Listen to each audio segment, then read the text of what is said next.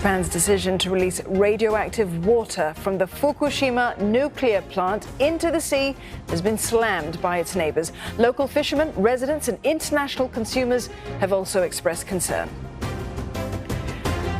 Professor Neil Chapman from the University of Sheffield joins us live now. Professor Chapman, the decision by Japan, it was delayed for many years due to safety concerns. What's changed?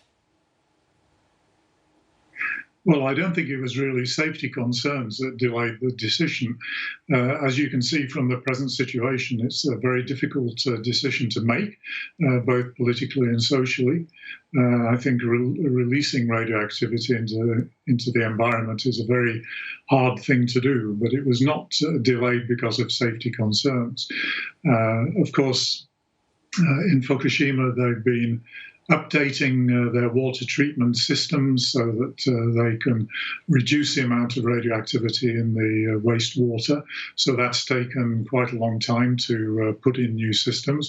But they're now in a position to be able to release the remaining contaminated liquid safely. And if not all radioactive elements are able to be removed before they're released, how big a concern is this? Well, they've removed practically all of the radioactivity from the water. Their system can remove most of the radioactive elements, but the one that they can't remove is tritium, because tritium is an isotope of hydrogen, so it's a component of water. So it's not feasible to get that out of the more than 1 million cubic meters of water that they are stored in tanks at the moment. So it's there in very dilute quantities. There's a tiny amount of tritium in this vast amount of water. And it's internationally recognized by science that the best thing to do with this is to release it in very dilute quantities into the environment, because it has no health effects if you're able to do that. So what now, Professor Chapman? Are there possible consequences on human health, on food perhaps, on the environment, especially in the long term?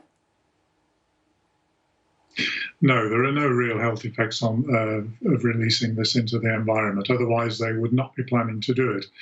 It's a perfectly safe thing to do. It has no real environmental consequences,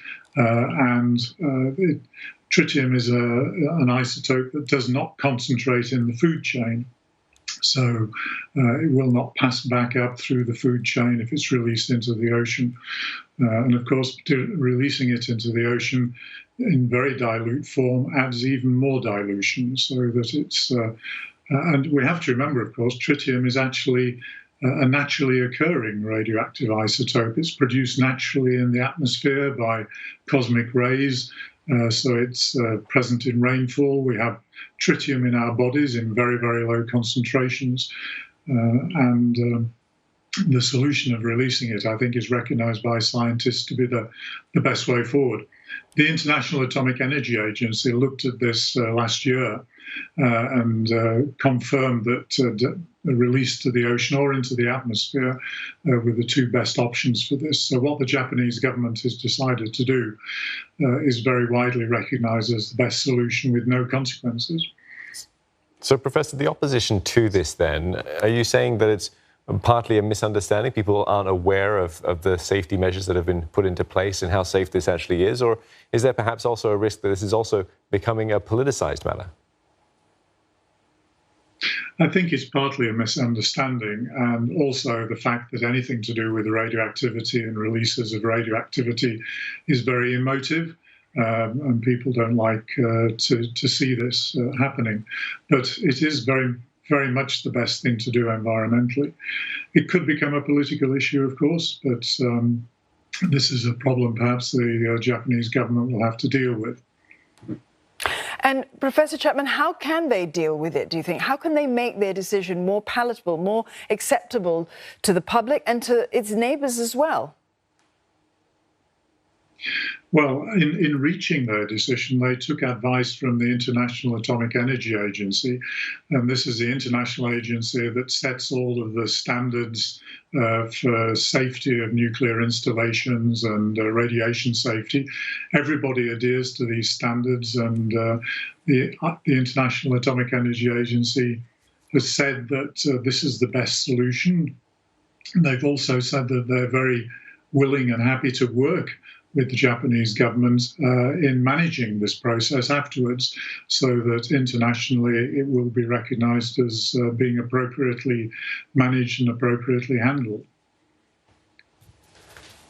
All right, Professor Neil Chapman, thank you very much for your thoughts this evening. Professor Neil Chapman from University of Sheffield there.